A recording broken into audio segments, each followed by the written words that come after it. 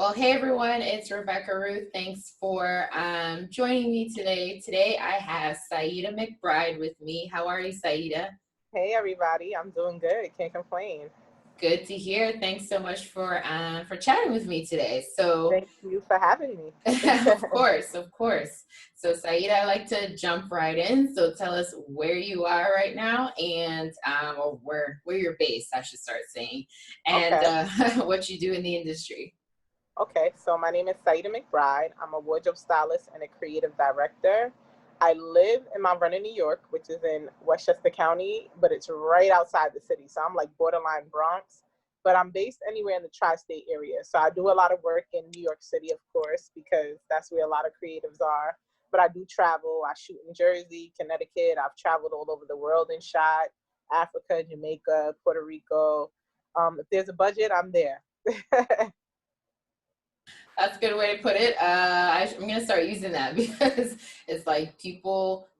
I mean, I'm not trying to like dog anyone, but people want things done sometimes that they don't have a budget for. So that sounds funny, but that's actually a legitimate thing to say. Like if there's a Yeah. budget, I'm there. So Okay. right. So tell us a little bit about how you got started in the industry. To be honest, kind of like the New York way, just like you know how everybody says you fake it till you make it. I knew I had an eye for it. I knew I naturally had like raw, uncut talent as far as having the gift to be able to see things, put things together very fast in a very cohesive way, in a very stylish way. And I used to always get, compliments on my personal style. And then I would always help friends and family put outfits together. So me being younger, not understanding that that's a gift and that's an art. And I used to do that for a long time. And I kind of did a photo shoot, and I was at that point trying to start blogging.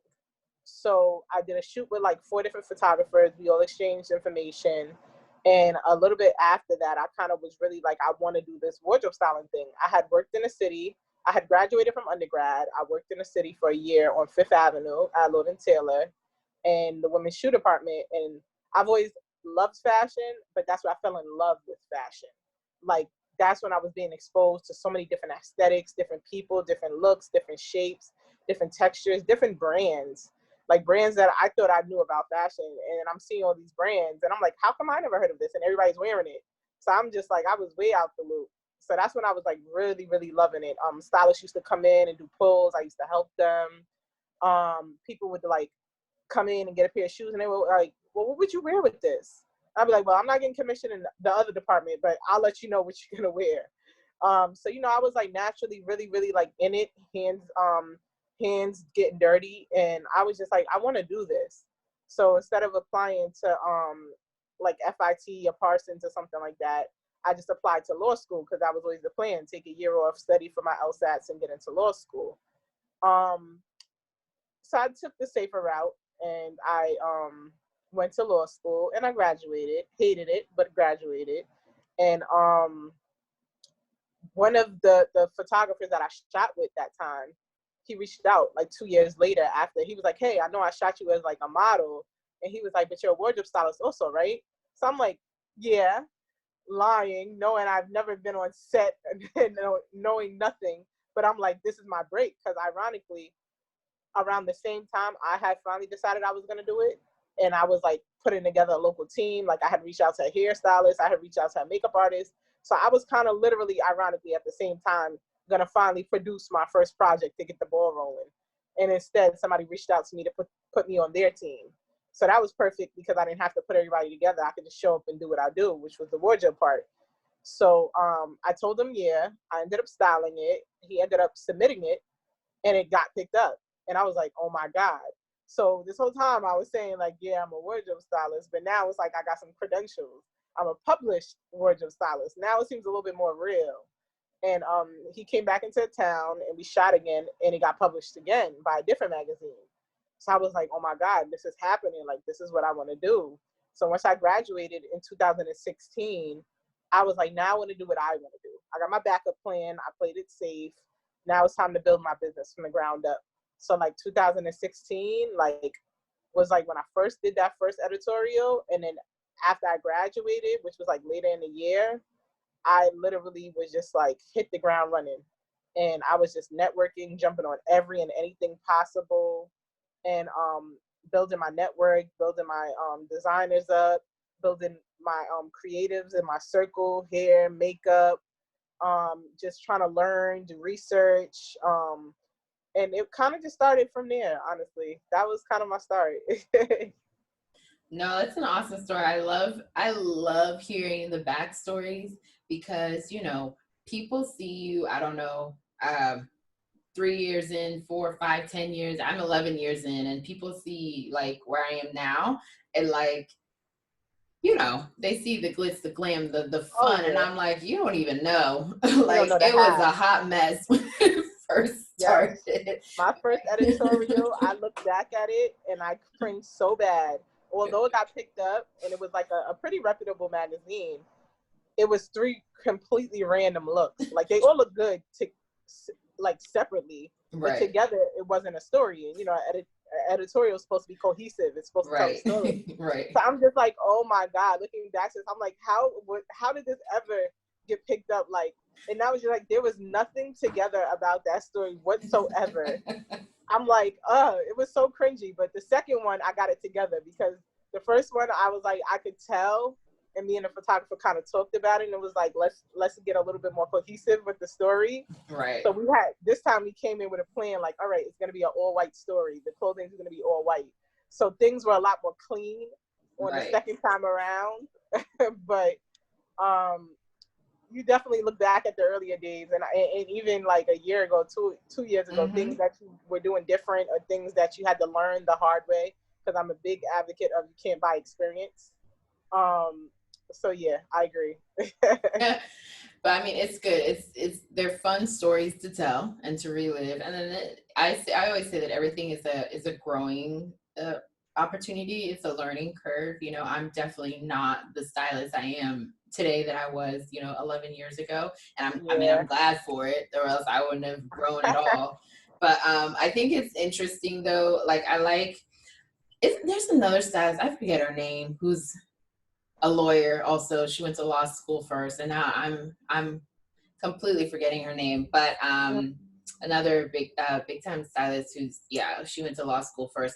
And the thing is, I used to think, because I did the same thing. I went to undergrad and I started my business while I was in graduate school. So I did Okay. the crazy idea of doing that, but whatever, it worked.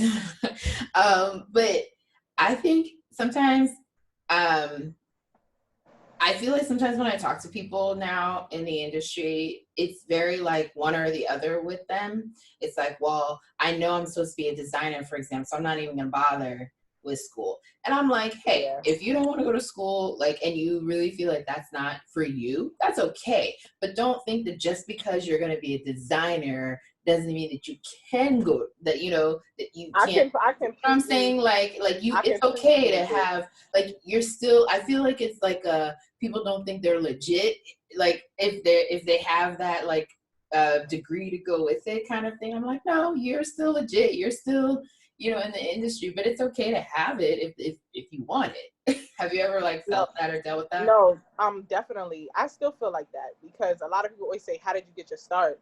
And I'm like, "Well, I didn't start traditionally, to be honest. I was like, I didn't go to school for it, and I didn't start by working underneath some big time stylist and then branching off.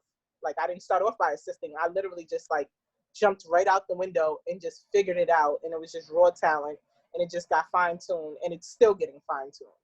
So, without having a traditional start, I always kind of felt like, well, maybe I should go to school because a lot of my assistants actually did go to school for fashion. So they teach me a lot. They bring a lot of resources to the table. And I always can't help but to think, if I would have went to school for this, how much further would I be in my career? The designers that I'm now begging for their clothing, I would have went to school with them. I would have already had a relationship. A lot of the resources and opportunities that I know nothing about, that I find out years into my career, I would have knew about firsthand because I would have went to school for it. I would have took a class for it. I'm not the greatest sewer, but that might have been something I would have been taught if I would have went to school for it. And you know, things of that nature, like just pinning things, clipping things. I thank God that I have a large amount of assistants, and they all vary in their skill sets. So a lot of the times I don't have to do a lot of the nitty gritty. Sometimes I do, but a lot of times I don't. They get right in there and take care of like the tedious things. But I definitely feel like if I would have went to school, like even just little things, like I didn't even know what an invoice looked like. I found that out later when I started working on more official projects, and they were like, send us an invoice. So I'm asking on set, like, hey guys, what do you guys use for invoices? Like, you know, like there's a lot of things that I would have learned in school that I didn't. And it doesn't mean that I couldn't have learned it outside, because obviously I'm a living testimony of it. But I feel like a lot of the business side and less of the creative side is what I would have definitely taken away from school. Yeah, absolutely. I talk about that all the time. Like I don't sugarcoat and I don't, you know, pretend. I'm like, when I started, I was kind of like you. Like I had the creative side. I never went to school for it. I had a mentor, you know, he made me work for it. Trust and believe. Like he made me work for it. But like I never had any like official training in what I do. I just kind of did it. But the business side, nothing. Like I knew nothing about running a business. I knew nothing about you talking about an invoice. Yeah. I didn't even know I should be sending people invoices. Like it was so just over my head, the business side of things. And I think that nowadays, and I've had the same, I'll call it insecurity, honestly. I've had the same insecurity sometimes when I'm not up against like in a competition, but even when I'm collaborating, working with other, you know, stylists and designers even who have that degree, sometimes I feel insecure, like I shouldn't be here, like these people know what they're doing, I'm like I'm just kind of playing at this thing. But then it's like I have to remind myself, well, it's not even the length of time. You know, I say 11 years because I want to tell people there is longevity in this business is possible. But that doesn't mean that just because I've been doing this for 11 years means I'm a better stylist than you are. Yeah. Oh yeah. You know what I'm saying? It just means and that's I have definitely a thing. Yeah, Because I've yeah. like spoken to other creatives, and you know, we kind of like talking about things, or they see what I've done, and they'd be like, there's people that have been doing it for twice as long that haven't done half of what you've done. So I'm also a living testimony to that it's literally quantity over quality. Exactly. I mean, quality over quantity. So I'm just like, don't get all caught up in that, because I would have never thought in a million years, in year 3 of my career, that I would have celebrity clients. Right. That's always something I thought about. Sometimes I thought it would be unattainable, because I know how hard it is sometimes to get those type of clients, and to get it so early in my career was just like, oh my gosh, this is happening. This is a thing. So it's a lot of things that can happen for you. When it's your time, it's your time. Like my father tells me that all the time. When the universe aligns, it aligns, and things start clicking, and things seem so unreal. Like, oh my gosh, how could all of this be happening to me? But it's your time. It's your time. Right. And it's important to like not think about like, well, it's like I agree with you. Like when it's your time, and I think we sabotage ourselves sometimes because it's like it's right in front of us. It's like literally being handed to us, and we're still like, yeah, but I don't have this, and I'm not okay. But it's being literally spoon fed to you. So just roll with it. You know, go with it, and it'll all come together. So I think it's really important for people, because I think sometimes I always tell people, like, it's okay to plan. It's okay. You should have some kind of plan. Yeah. But sometimes, like, life just throws you like a gift, and just take it and run with it. Maybe it came before you expected and stuff like that. Maybe an opportunity literally fell into your lap. Like, take it and run with it. Because if you don't, then, you know, you're missing out on, or you could potentially be missing out on amazing things, like waiting for all of it to line up perfectly, which we all know it never does. So let's stop waiting for that. that part. So can you tell us any celebrity clients or no? Oh yeah. Okay, yeah. So I work with Natia Kirkland, which is also known as Little Mama.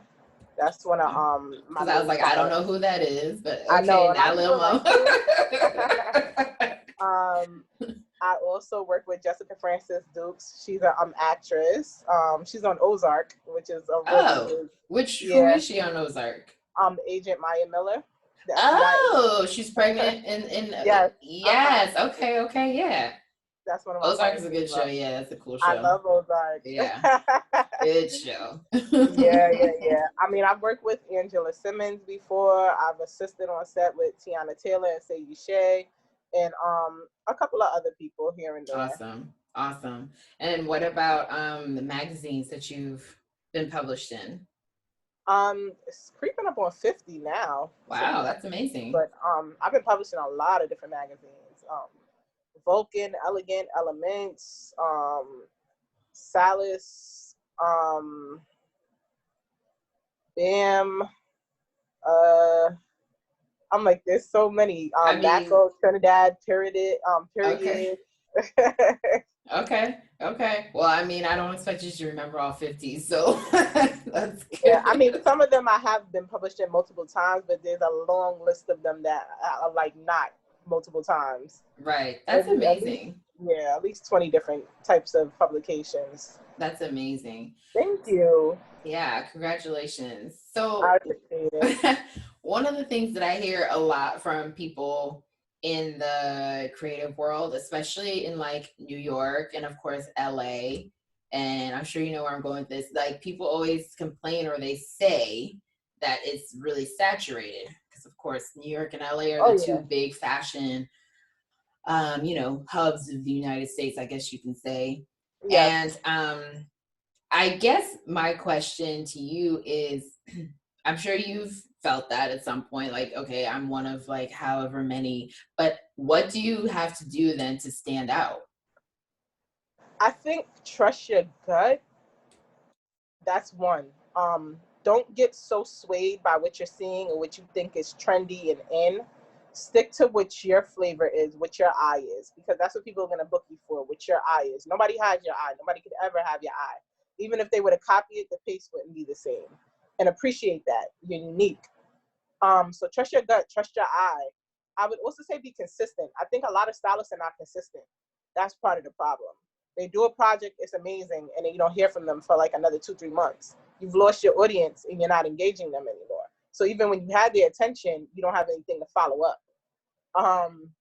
I literally shot so much in 2019 that I created a backlog of a year's worth of work. So I could literally sit at home for a year and not work, and I would have that much material to post every day that it would look like I'm still working. So definitely grind, like constantly grind, even if it's a test shoot and it's not editorial, just to get the content, to fine tune your craft, to stay on your A game, to be visible to your audience. Like, hey, look at me, I'm on set, I'm working, I'm creating magic, book me type of thing. That has helped a lot because I notice a lot of stylists, they'll do a project and then they're waiting for it to come out and they're itching because they don't have anything to post. And it's just like, I never had that issue because I hopped on so much. It created cushion room for me to not work and not even like not get booked. But if I'm just like, I need a break for a couple of months, I can do that. And it still looks like I'm doing stuff. So I would definitely say consistency is another big thing outside of trusting your gut. I would also say network your ass off. Like literally, I'm the type of person that I don't leave a set without getting everybody's social media. And if we really vibe, I'm getting your phone number and stay connected with people. That is big because even when people aren't checking for you, if somebody is checking for somebody else you're connected to and they pull you in a project, that's just as good because you're being visible and now you're on set and you're being connected with even more people. I would also say reach out to people, just check in, even if you don't need anything, just to be seen. Just like, hey, happy holidays, Merry Christmas, because sometimes it's a very out of sight, out of mind type of industry. It's not that somebody doesn't want to plug you in; it's just that they haven't heard from you in a while. But if you say Merry Christmas, and the person gets a call 5 days later and they're looking for a stylist, who do you think is going to be at the top of their mind? Somebody that just spoke to them, somebody that just reached out. I would also say giving proper credit. That goes a long way. You'd be surprised how many creatives get on set, work with a whole team, or even talent, because they're good for it, and they post the images and they don't give proper credit. That rubs people wrong. It rubs people really wrong. And 9 out of 10 times, they're not going to want to work with you again, because if it's a TFP project, everybody's pretty much working for credit. So imagine they did that whole entire project for free, and then everybody on that project is not getting proper credit. I already have my network. I'm working with other people to get access to their network. So if they don't post my work and give proper, well, they will post my work, but if they don't give proper credit to my work, the people that are in their network don't know where to find me and don't know where to book me at. So these are some of the things that I would definitely say have helped me over the years. Visibility, consistency, networking, having good energy. People love good energy. They gravitate towards good energy. There's probably like a good 4 or 5 different groups of creatives. Like it's always the same hair and makeup and photographer that always come to me when there's a project. It's because they like my energy. It's because they like my work. There's a million and one stylists that have great work, but if you don't have good energy, if you don't have good vibes, people don't want to be around that. And because it's an oversaturated market, you have to make sure your brand is everything. Because what you won't do, the next person will do. And they'll be a pleasure to be around. So don't mess that up by doing that. So many like that, so many great, some of them are for business just in general, but the one I love specific, the two I like that you said specific to the industry is one, giving credit. That is huge. And so like, I'm so happy you said that, because it's like, that's why like when you see posts on Instagram and stuff, there's like 50 million like hashtags and stuff like that. It's because they want to make sure they're giving credit to every single person who is involved in that project, definitely, who is involved in that shoot. And because it makes a huge difference. And you can definitely rub people the wrong way real quick with that one. But also just being pleasant. I know that like in this industry, like the people in this industry, I'm going to be honest, we have a reputation for being snobby because we're around glitz and glam and people just see that. So they automatically assume that we're kind of snobby. We're kind of entitled. Those are some of the words I've heard to describe people in this industry. And so when I'm working with people, when I'm working with models and everything, I'm like, don't go in there with an attitude. Don't go in there entitled. Go in there, be professional, be polite, be on time. Definitely. Thank people, right, for their time, everything like that. Because the thing is, nowadays, like you said, if like I've done casting calls, if a model, she, they can be gorgeous, right? They can walk in and be everything that I want. But if they come in with a stink attitude, I'm already like, no. Nope. No thanks. Bye.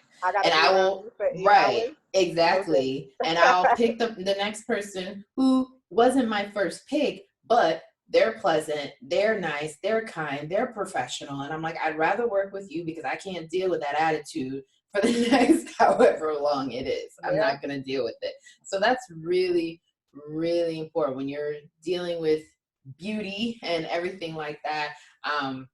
We kind of want to set a good example for the industry, so I think that's awesome that you brought that up. Something I wanted to ask you about, because, we're on the platform for, Runway to Life, which the nonprofit that deals with mental health awareness and suicide prevention and stuff, but through fashion. So being in this industry, I always say, and I think I told you when we talked on the phone, I find that this industry is so hard because no matter what you do in the industry, the basis of this industry is outer beauty, right? So like, how have you dealt with just keeping it together, that pressure as a stylist, for you? Yes, people look at you, of course, and how you present yourself, but they're looking at your clients also. If your clients, look a hot mess, now they're looking at you like, what did you do? What happened here? So like, how do you deal with that? I take my time in what I do, and I work really hard to make sure that I stand behind everything that I do. I'm very big on not compromising my art. So therefore, I'm very big on putting emphasis when I'm getting booked for a project or for a client to allow me to do my job. Do not rush me. Do not ask me things last minute. Give me the time to put my best foot forward and create the best product. Because then you're happy, you look amazing, and I'm happy because I can stand behind what I did and not question it, not second guess it, or anything of that nature. So taking the time to do what I do always gives the best result. And I'm not going to say some things haven't happened last minute because we know the industry, you get those calls and you make it happen. And sometimes magic comes from it. Like some of your best work comes from it under pressure. I personally do not like to work like that, but I get the job done when I do have to work like that. Right. Right. Like it's not the first preference, but we'll make it work. It's on a whole nother planet preference. No, but I like that. That was a great answer. So it's like if you're sure of yourself and you've been allowed the space to like do what you do, so it's almost like they're happy. But the fact is, it's almost like if you know that you have put your absolute best foot forward in this project, like, yeah, you want your clients to be happy and stuff, but you, no matter what the reaction from the public is, you in your heart, you know, no, this was my best foot forward. And so I like that there is a kind of satisfaction and almost to me a kind of peace when you know, because the fact at the end of the day, there have been times when everybody else is like, oh my gosh, it's amazing. And I'm like, no, it sucks. Yeah. Like it sucks. Yeah. It's like, I probably should have get a different shoe. Right. Like I probably should have changed that necklace. Right. Oh, I'm the queen of that. Right. So it's like at the end of the day, you know, you're not going to make everyone happy. Not everyone's going to see your vision. Not everyone is going to love it.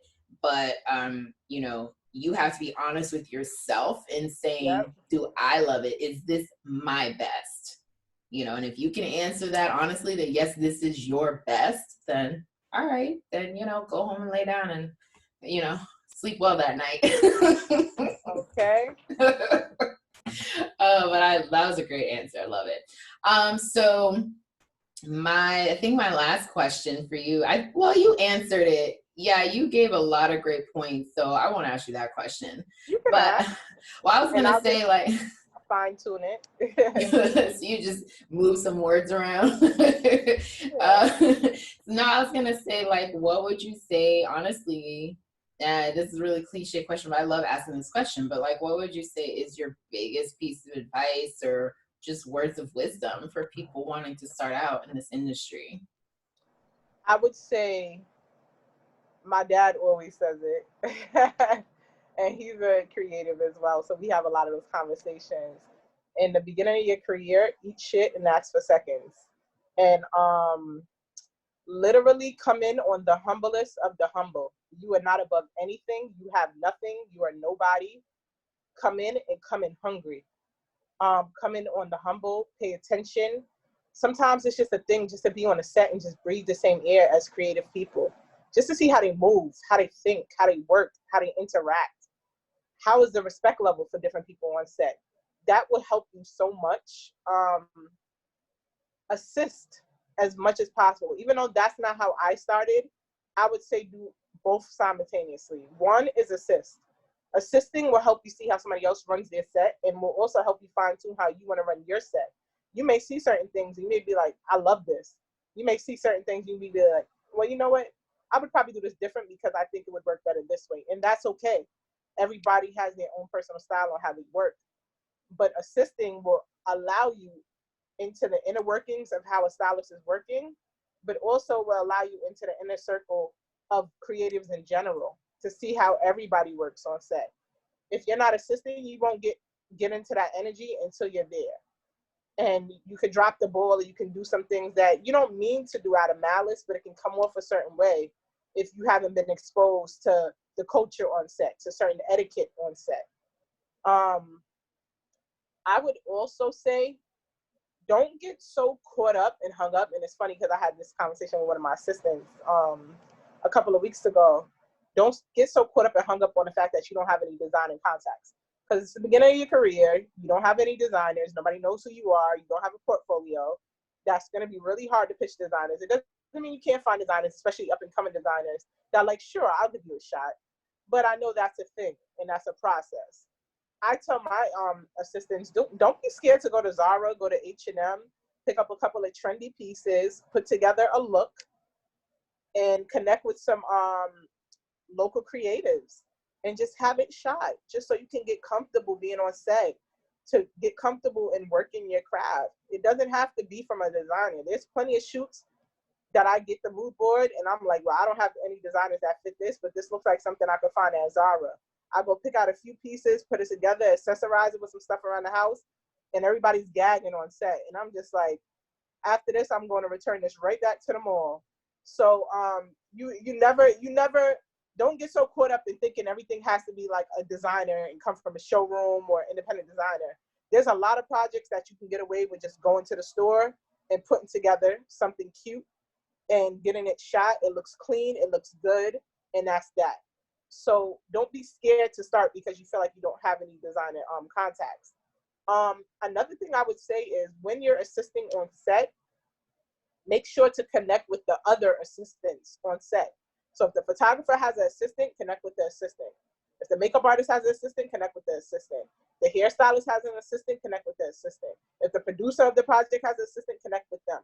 Because the reality is y'all are all on the same level, trying to get to the next level.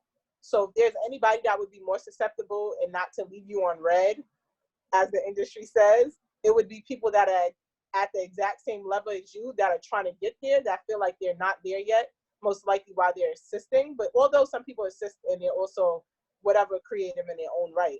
But those people are probably going to be a lot more humble and a lot more approachable and accessible and have a lot more time to do test projects or, editorials. And if you're just starting off, connect with those people. Instead of going for the big honcho and somebody that's already established and where you want to be, connect with the people that are exactly where you are and that are trying to get to the next level. Those people will probably be faster to work with you. This is true. This is very true. I love all the behind the scenes secrets we use. I run to Goodwill to grab stuff for a project that I had, and I just didn't have it. I didn't have the connection for it, and I was like, you know what, I'm gonna do a Goodwill run. I'm gonna make it work. Right, we're gonna make it work. We're gonna make it work. So I mean, you gotta have some quick thinking on your feet sometimes too for stuff like that. So what is next? Are you working on anything big right now? What direction are you moving your career into at this point? Definitely shooting for major international publications. I've been published a lot, but I haven't got the big headline names yet, like the Vogue, the Elle, the Harper's, the Elle Official, the Gracias, the Nylons. So to me, that's the next level, getting those in my portfolio. And that's in the works. Also, I would say I'm going to start my master classes for a few things. One is going to be for aspiring stylists. And I already have a group of about 20 stylists that I work with, aspiring stylists. They assist me on set. I mentor them. I teach them. They ask questions and yada, yada, yada. But people have been reaching out for years, and I've just been giving them all this information. And I remember somebody said to me, are you crazy? You're giving all this information for free? People would pay top dollar for this. And I realized as I went on in my career that people were paying top dollar for this to other people doing master classes. And, you always come back to that insecurity of who am I? Have I even done enough to try and teach other people? But the reality is people are contacting me and I'm giving them information, which means obviously I have stuff to share that people are willing to learn. And I've noticed that a lot of especially a lot of my assistants, they've done master classes and they enrolled in different academies. And they're like, we're not even learning half of what we learned from you.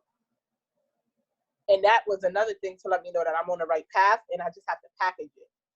So definitely master classes for aspiring stylists. I'm also going to do master classes for designers and branding. Because I work with a lot of designers, I see the difference between the ones that are up here and the ones that are down here. And a lot of the reasons of why they're not closer is very obvious to me. So actually taking the time to show them how to brand, what they could be doing, what they shouldn't be doing, what they should be working towards, and things of that nature, that's a big thing. And also I'm going to do a master class for model etiquette, how models should actually show. I know, right? Stylists are always like, it's such a love-hate relationship with models. So with the model etiquette, how they should come to set, what they should expect, how they should carry themselves, also helping them build their brand, as far as maintaining relationships, giving proper credit because they love to not, and a whole bunch of other things in between. So that's definitely the next step in my career. Next year I'm going to start the master classes. I'm excited for that. And just working on bigger projects. I think I also want to tap into movies and TVs, like doing network styling, maybe independent films, big films, definitely TV shows. I just want to like get a taste of it. And I heard from like a lot of stylists and big stylists at that they hate it. It's very like you're logging outfits all day. It's not that much creativity. And I could believe that, but I just want to get my feet wet just to say I did it and to know how it is. So probably getting into that more so as well. And just building, getting connected. I do a lot of lookbooks and campaigns, but I would like to secure more clients, like the big name clients, the big corporate companies. Getting on billboards, that's definitely always been a goal for me. You know, e-commerce for the larger companies. I do them for smaller brands, but definitely just kicking it up a notch as far as the clientele and definitely the budget. So those are some of the things that I'm working towards or are in the now right now. They're happening. They're being worked on as we speak. That's awesome. Those are all really, really awesome. And I mean, honestly, I have no doubt that you will end up tapping into all of the above. The movie part, I'm with you with that. I was approached to style like an independent movie, and yeah, it's different, but you know, it's fun. I think that's another thing, you know, I try to tell people, once you get in the industry and you've built up that brand, you've built up that reputation, that respect in the industry, there are so many different opportunities. That's why it's so important to come in right and, you know, come in with the right attitude, the right mindset, because if you have the talent and people like you, like, the sky's the limit. Right, the sky is literally the limit. You can go, did I say the sky? Yeah, the sky. You can go really in so many different directions. Like, you don't have to put yourself in a box at all, because there's so much that you can do in this industry. So I love that. So thank you so much, Syeidah. Like, before we go, let us know where people can connect with you on social media. Oh, definitely. You can follow my Instagram, styled by _Sy, STYLEDBY_SY. And you can also follow me on Facebook at Styled by Sy as well. Awesome, awesome, awesome. And I have been following you ever since we were introduced by Mr. Jones. And I love what I see. So I'm excited. You're welcome. I'm so excited to see where, you know, where your career goes from here. I'll be definitely watching. All right. Well, thank you so much for your time, and you have a great rest of your day. Thank you, Rebecca. Same to you. Thank you.